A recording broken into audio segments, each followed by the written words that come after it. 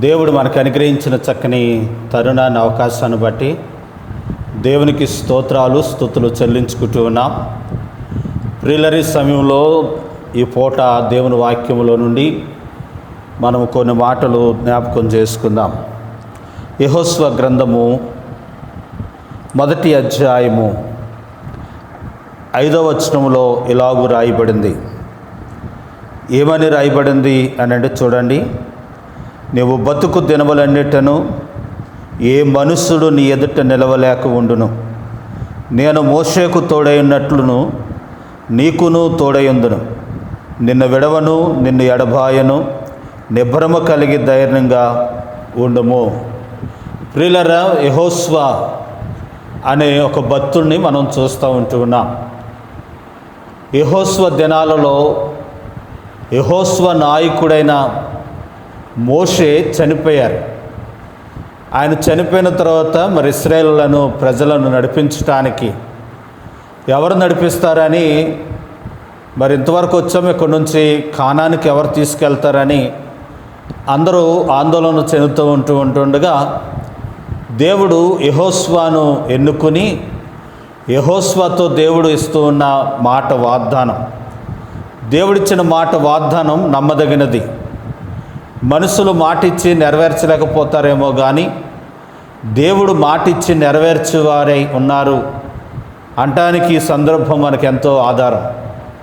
ఏమని చెప్తూ ఉన్నారు? నిరాశలో దుఃఖంలో ఉన్నవారితో యెహోషువతో, యెహోషువ భయపడొద్దు, మోషేకు తోడై ఉన్నట్టుగా నీకును నేను ఏమై ఉంటానంటే తోడై ఉంటాను. కాబట్టి నిబ్బరము కలిగి ధైర్యంగా ఉండుము. నిన్ను విడవను, ఎడబాయనని దేవుడు చెప్తా ఉన్నారు. ప్రేర ఈ వాక్యాన్ని బట్టి మనం ఆలోచిస్తే, గమనిస్తే, ఈ సందర్భాన్ని బట్టి మనం నేర్చుకోవాల్సిన విషయం ఏంటంటే, చాలాసార్లు మనము కూడా మన ఇంటిలో మన పెద్దవారు ఎవరైనా చనిపోయినా లేకపోయినా దూరం అయిపోయినా మనం ఎంతో ఆందోళన అయిపోతూ ఉంటాం, భయం అయిపోతూ ఉంటుంది. ఎలాగా ఇక్కడి నుంచి మన జీవితం ఎలా నడుస్తుంది, ఇక్కడ నుండి మన ఎలా నడవగలం, ఎలా జీవించగలం అని చాలా ఆందోళన అయిపోతూ ఉంటాం. అటువంటి సందర్భంలో దేవుడు చెప్తా ఉన్నాడు, నువ్వు భయపడొద్దు, నేను నీకేమై ఉంటానంటే తోడై ఉంటాను. నీవు బతుకునంత కాలము ఏ మనుషుడు నీ ఎదుట నిలవలేడు అని చెప్తా ఉన్నాడు. నిజమేనండి. యెహోషువ జీవించినంత కాలము 7 జాతుల వారిని జయించిన యెహోషువ ఏమి యుద్ధము రానివాడు జయించడానికి కారణం దేవుడిచ్చిన వాగ్దానమే. ఏ మనుషుడు నీ ఎదుట నిలవలేడు అని చెప్పిన మాట ప్రకారము యెహోషువ రాజులను, బలమైన వారిని జయించాడు. ఈరోజు మీకంటే తలకు మించిన సమస్యలు ఏమవుతున్నాయో, ఏ కష్టాలతో బాధపడుతున్నారో, ఏ ఇబ్బందులతో బాధపడుతున్నారో ఆ సమస్యలు మీ ఎదుట నిలవలేవు. దేవుడు వాటన్నిటినీ సాల్వ్ చేయగల దేవుడు. ఆయన నీకు తోడైండి, దేవుడు మీకు సహాయాన్ని చేస్తానని వాక్యము సెలవిస్తూ ఉంటుంది. దేవుడే అభయం ఇస్తూ ఉన్నాడు.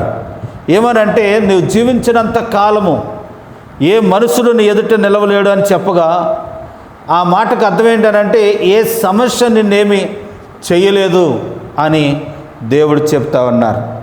కాబట్టి దేవుడు చేసిన వాగ్దానం నమ్మదగినది.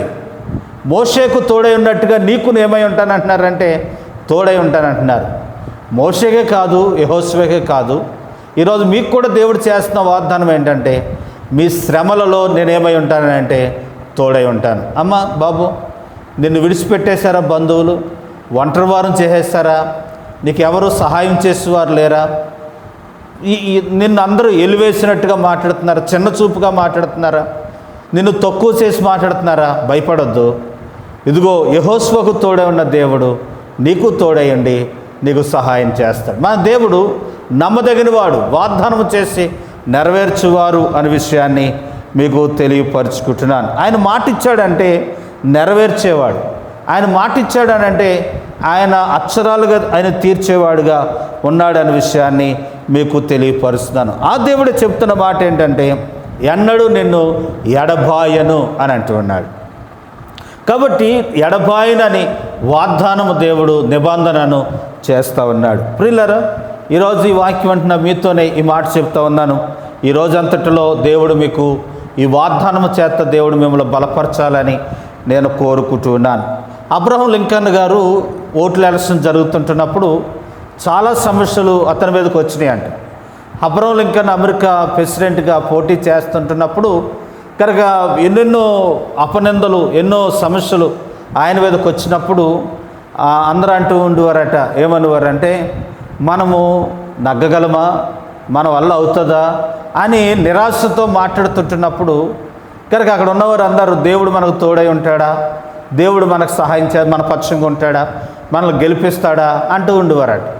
అబ్రహం లింకన్ గారు ఏమన్నారనంటే, దేవుడు మన పక్షంగా ఉండటం కాదు, మనం ఆయన పక్షంగా ఉంటే ఆయన పక్షంగా ఉన్నవారందరిని ఆయన ఏం చేస్తాడనంటే గెలిపిస్తాడు అని చెప్పాడట. నిజమే, మనము ఆయన పక్షంగా ఉన్నప్పుడు, ఆయన పక్షంగా ఎప్పుడైతే ఆయన నమ్ముకుని ఆయన మీద ఆధారపడతామో ఆయన పిల్లలను దేవుడు ఏం చేస్తాడనంటే గెలిపించేవాడుగా ఉంటాడు. అబ్రహం లింకన్ గారు ఆ విశ్వాసాన్ని బట్టే, దేవుని పక్షంగా ఉండటాన్ని బట్టే అమెరికాకు ప్రెసిడెంట్ అయ్యారు అనే విషయాన్ని మీకు తెలియపరుచుకుంటున్నాను. బాధలలో, నిందలలో, కష్టాల్లో భయపడొద్దు.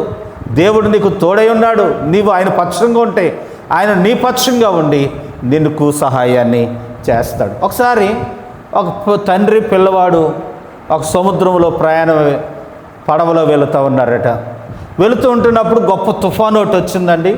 ఆ తుఫాను చేత అలలు ఆ పడవను కొడతా ఉంటుంటే ఇలాగ పడవ అల్లాడిపోతూ ఉంటుంటే పిల్లోడు భయపడిపోతూ ఉన్నాడు. అయ్యో ఏంటి బాబు అని భయపడిపోయి తండ్రిని గట్టిగా పట్టుకున్నాడు. తండ్రిని గట్టిగా పట్టుకున్నా కానీ ఆ వర్షానికి, ఆ గాలికి, ఆ పడవ కుదుపుకి, ఆ గాలికి చేతులు వజ్జులైపోతున్నాయంట, లూజ్ అయిపోతున్నాయంట, జారిపోతున్నాయంట. జారిపోతూ ఉంటుంటే అప్పుడు ఆ పిల్లోడు అన్నాడట, నాన్న నేను నిన్ను గట్టిగా పట్టేసుకున్నా కానీ నా చేతులు లూజ్ అయిపోతున్నాయి అని అన్నాడట. అప్పుడు ఆ తండ్రి అన్నాడట అని ఇలా గట్టిగా చేయి పట్టుకొని తండ్రి ఇలా కౌలించుకొని పిల్లోడిని ఇలా పట్టుకుని చేతితో పట్టుకున్నాడట.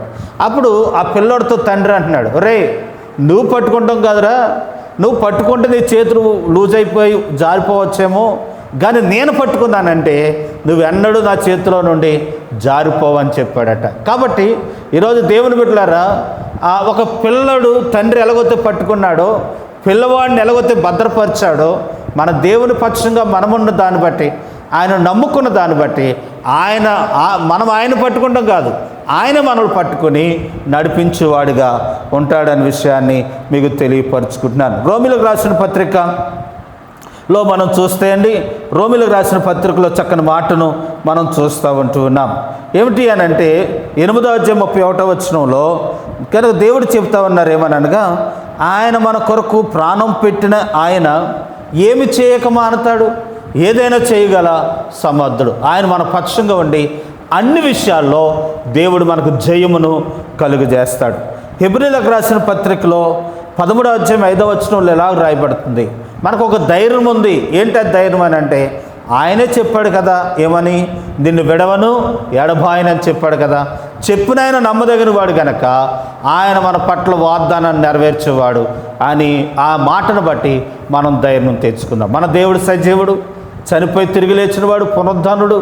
ఏ స్థలమందుడు ఉన్న నీ దగ్గరకు వచ్చి ఆయన నిన్ను ఆదుకుంటాడు. అట్టి సహాయం దేవుడు మీకు అనుగ్రహించులాగున ఆయన పక్షంగా మీరుండి ఆయన సహాయం కోరుకుందాం. అట్టి కృప దేవుడు మీకు అనుగ్రహించును గాక. ఆమేన్. ప్రేమ నమ్మకం కలిగిన మా దేవ, పరిశుద్ధుడైన మా తండ్రి, మీకు వందనాలు. ఎన్న వాక్యాన్ని నీరు కట్టి ఫలింపు చేయండి. నీ బిడ్డల పక్షంగా మా పక్షంగా మీరుండి మీరు అద్భుతాలు దయచేయమని యేసు నామములో ప్రార్థించి అడిగి వేడుకుంటున్నాము తండ్రి. ఆమేన్. అందరికి వందనాలండి. God bless you.